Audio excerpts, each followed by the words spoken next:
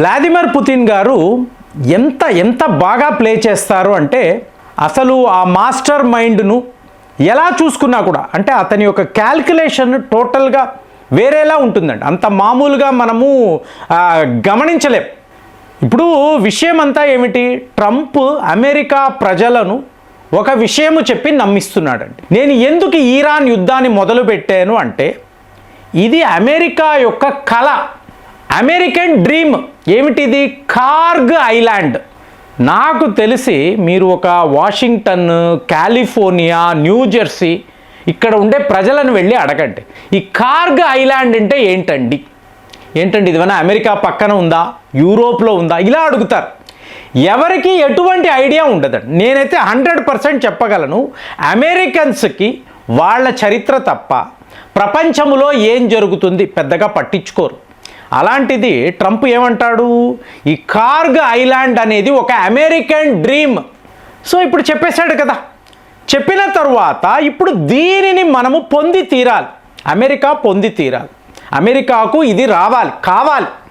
కాబట్టి నేను ఏం చేస్తాను, ఒక 5,000 మంది మీకు సైనికులు, మెరైన్స్, అలాగే ఒక 2,000 మంది పారాట్రూపర్స్ను ఇరాన్లోకి పంపిస్తాను. సో ఈ స్టేట్మెంట్ ఈయన ఇచ్చాడు. సో మీకు అక్కడ కార్గ్ ఐలాండ్ అమెరికాకు వచ్చేస్తుంది. అలాగే ఇరాన్ యొక్క యురేనియం, సో ఇదంతా అమెరికా చేతికి వచ్చిన తరువాత ఈ యుద్ధం అనేది ఆగిపోతుంది, అమెరికా ఘన విజయం సాధించింది. ఇది ఇతను వీళ్ళని నమ్మిస్తున్న విధానం. ఇప్పుడు మీరు తెహ్రాన్ అంటారు, ఇరాన్ యొక్క రాజధాని. ఈ తెహ్రాన్లో మీకు లిటరల్గా ఇరాన్ యొక్క ఫారిన్ మినిస్టర్, జస్ట్ ఊహించుకోండి ఫ్రెండ్స్, మన ఫారిన్ మినిస్టర్ జైశంకర్ గారు ఒకరోజు చాందినీ చౌక్లో నడుస్తూ కనిపించారు అనుకోండి, మీకు ఎలా ఉంటుంది? సో ప్రజలందరూ వస్తారు, ఫోటోలు తీసుకుంటారు, ఇంతలో మీడియాకు తెలుస్తుంది, వాళ్ళందరూ వస్తారు, ఏంటి సార్ ఇక్కడ నడుస్తున్నారు, జస్ట్ హైపోథెటికల్గా అలా జరగదు. కానీ ఇరాన్లో వాళ్ళ రాజధానిలో తెహ్రాన్లో మీకు వాళ్ళ ఫారిన్ మినిస్టర్ లిటరల్గా వాళ్ళ మార్కెట్లో కనిపించాడు. సో ప్రజలందరూ గుమిగూడారు, మీడియా కూడా వచ్చింది. వచ్చినప్పుడు ఏంటి, మీరు ఎప్పుడు కూడా వాళ్ళ హిట్ లిస్ట్లో ఉంటారు కదా, మీరు ఇలాగే మార్కెట్లో తిరుగుతున్నారని తెలిస్తే ప్రమాదము కదా అని అడిగారు. అడిగినప్పుడు వాళ్ళ ఫారిన్ మినిస్టర్ అబ్బాస్ సింపుల్గా చెప్పాడు, ఆయన ఒక మాట అన్నాడు, ఈ ప్రజలే నా రక్షణ, మేము వాళ్ళని రక్షించడం కాదు, వాళ్ళే నన్ను రక్షిస్తున్నారు, కాబట్టి నాకు ఏ భయమూ లేదు.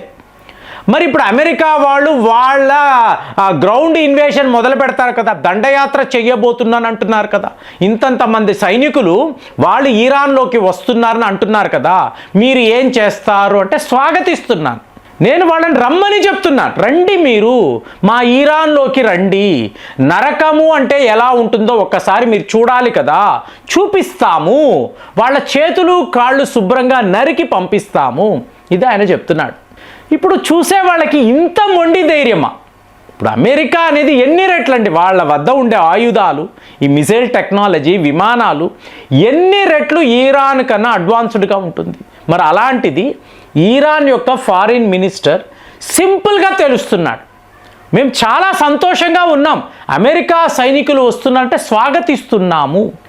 సో ఇప్పుడు ఈ కార్గ్ ఐలాండ్ మీద వాళ్ళు దాడులు చేస్తే, ఆల్రెడీ చేశారు కదా, శాటిలైట్ ద్వారా చూస్తే కనిపిస్తుంది కదా, కానీ మేమైతే విడిచిపెట్టమని. ఇప్పుడు ఈ కార్గ్ ఐలాండ్ చాలామంది అడుగుతారు, ఏంటండి అంత ఏంటి అంటే దీన్నే ఫర్బిడన్ ఐలాండ్ అని అంటారండి. మీకు తెలుసో తెలియదో, ఇక్కడ మీకు టూరిస్టులు, జర్నలిస్టులు, ఫోటోలు, వీడియోలు నిషేధం, ఎవరు తీయడానికి ఉండదు. ఏముంటుందండి ఇక్కడ అంటే పెద్ద పెద్ద ఆయిల్ పైప్స్ ఉంటాయండి. అలాగే ఇరాన్ యొక్క ఎక్స్పోర్ట్ టెర్మినల్స్ అంటాం చూసారా, ఇక్కడ నుంచే హార్డ్లీ ఇక్కడ ఒక 8,000 మంది మాత్రమే ఉంటారు. ఇందులో ఆయిల్ వర్కర్స్ ఉంటారు, అలాగే వాళ్ళ మిలిటరీ పర్సనల్. సో వీళ్ళే కనిపిస్తారు. మామూలుగా కామన్ మ్యాన్ ఈ కార్గ్ ఐలాండ్కి వెళ్ళలేడు. మరి డొనాల్డ్ ట్రంప్కి ఎందుకండి బుద్ధి పుట్టింది అంటే ఇది అమెరికా కళ అంటాడు. అసలు ఇది ఎక్కడుందో తెలియదు, కానీ అమెరికా కళ అని చెప్తాడు అందరికీ. ఇప్పుడు దీన్ని మీరు క్యాప్చర్ చేశారనుకోండి, ఏంటి మ్యాక్సిమము ఒక 20 స్క్వేర్ కిలోమీటర్స్ అంతే, ఈ ఐలాండే ఇంతే.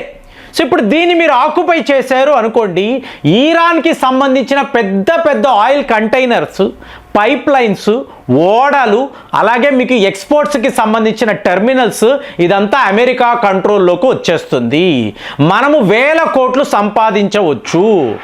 ఆల్రెడీ అమెరికాలో ఇంతంత ఆయిల్స్ ఉన్నాయి. వెనుజులాను ఆక్రమించుకున్నాం, ఆ ఆయిల్స్ కూడా నాదే అంటావు. ఇప్పుడు ఈరాన్ కూడా, ఇదంతా అబద్ధాలు కదండి.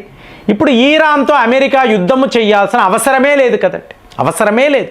జస్ట్ ఇజ్రాయెల్ చెప్పింది కదా అని చెప్పి వీళ్ళు ఇన్వేరియబుల్గా అల్లుడు కోసరం, లిటరల్గా చెప్పాలంటే అల్లుడు కోసరమే ఈ యుద్ధము వీళ్ళు చేస్తున్నారు. కానీ దేశాన్ని లాగుతున్నాడు. వీడి స్వార్థము కోసరము దేశంలో ఉండే సైనికులు, వాళ్ళ వనరులు, వాళ్ళ డబ్బు, దీన్నంతా సొంత ప్రయోజనాల కోసరము ట్రంప్ వాడుతున్నాడు. సరేనండి, ఇదంతా జరుగుతుంది. మరి ఈరాన్కి ఇంత ధైర్యము ఎక్కడ నుంచి వచ్చింది? వాళ్ళు ఎక్కడా భయపడడం లేదండి. ఒక వీడియో అయితే చూశాను, ఆశ్చర్యపోయాను. వెనకంతా బాంబులు పేలుతున్నాయి. అప్పుడు ఈరాన్ యొక్క సైనికుడు అంటున్నాడు, అమెరికా ఇజ్రాయెల్ను ఎదుర్కోవాలి అంటే మనము దానిమ్మ రసాన్ని తాగాలి. సో దానిమ్మ రసము తాగుతూ వెనక బాంబులు పేలుతున్నాయి, దెబ్బ కొట్టవచ్చు, ఓడించవచ్చు. ట్రంప్ యు ఆర్ ఫైర్డ్, ఇలాంటి మాటలు. సో ఇప్పుడు ఈ ధైర్యము ఏమిటి అంటే, మీకు ట్రంప్ గారు అంటున్నారు కదండి, ఈ నాటో ఒట్టి వేస్ట్, మేము నాటో నుంచి బయటికి వచ్చేస్తున్నాం, ఇంత సమస్యల్లో ఉన్నాము, మమ్మల్ని ఆదుకోవడము అనేది లేదు, దానికి పైగా వాళ్ళ ఎయిర్ స్పేసెస్ కూడా మాకు ఇవ్వడము లేదు. ఇటలీ అలాగే చెప్పింది, స్పెయిన్ కూడా మా ఎయిర్ స్పేస్ వాడడానికి లేదు. అలాగే మీకు డియో గార్జియా, సో ఇక్కడ కూడా మీకు యూకే నో అనేసారు. ఎటు చూసినా కూడా యూరోప్ యూనియన్, నాటో దేశాలు అమెరికాకు ఎటువంటి సహాయము చెయ్యము, ఇది ఆ యుద్ధమే కాదు, నాటో యుద్ధమే కాదు అని క్లియర్గా చెప్పేశారు. సో ఇప్పుడే పుతిన్ గారు నవ్వుకుంటున్నారు.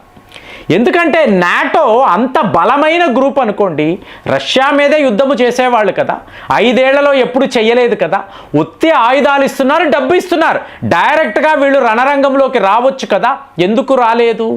సో ఇదే వీళ్ళ అసలు సిసలైన పవర్.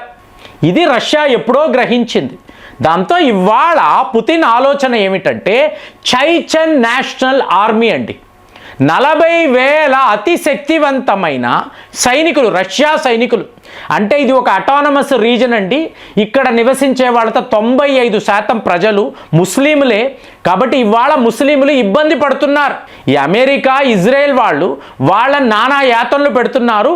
వెళ్ళండి అంటే రష్యా యొక్క ఆర్థోడాక్స్ ఆర్మీ కాదండి, చైచెన్ ఆర్మీనే ఆయన పంపిస్తున్నాడు. ప్లాన్ చూడండి ఎలా ఉందో, కనెక్ట్ చేసేసాడు. ఇంకా చెప్పాలంటే ఈరాన్ యొక్క మిలిటరీ షియా ముస్లిమ్స్ అండి. ఇక్కడ చైచెన్ అన్నప్పుడు సున్నీ ముస్లిమ్స్. అయినా కూడా బ్రదర్హుడ్ అనబడే కాన్సెప్ట్ని తీసుకొచ్చి, అంటే అమెరికాను ఆపాలి అంటే రష్యా సైనికులు ఈరాన్లోకి రావాలి. ఇప్పుడు ఈ ప్రపంచము ఏం చేస్తుందండి? ఇజ్రాయెల్ కానీ అమెరికా కానీ ఒకవేళ యూరోప్ యూనియనే కలిసినా కూడా రష్యా వాళ్ళతో యుద్ధము చేయలేరు కదా. ఇది ఆల్రెడీ ప్రూవ్ అయింది కదా. అదే అంటాను నేను, ఒకవేళ న్యూక్లియర్ బాంబ్ వాడతామంటే నార్త్ కొరియా వాడు డైరెక్ట్గా ఈరాన్కి పంపిస్తాడండి. మీకు రష్యా వాళ్ళు ఎన్రిచ్డ్ యురేనియం పంపిస్తారండి. ఎంతసేపు? ఇంత పెద్ద దేశం మీ వెనక ఉన్నప్పుడు మీరు ఏం చేయగలరు? అమెరికా ఏం చెయ్యగలదు? ఎప్పుడు ఏం చెయ్యలేరు. అలాంటి పరిస్థితుల్లో ఇవాళ రష్యా సైనికులు ఈరాన్ దాకా వస్తున్నారు అంటే మీకు డొనాల్డ్ ట్రంప్ యొక్క ప్లాన్ ఎలా అట్టర్ ఫ్లాప్ అయిందో చూడండి.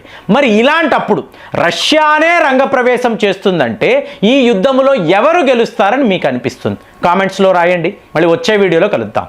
జై హింద్.